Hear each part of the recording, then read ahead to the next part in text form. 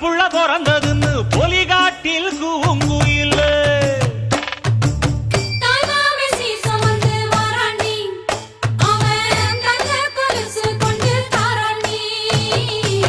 சிறு சுமந்த சாதி சனவே ஆறு கடந்தா ஊரு வருவே சிறு சுமந்த சாதி சனவே ஆறு கடந்தா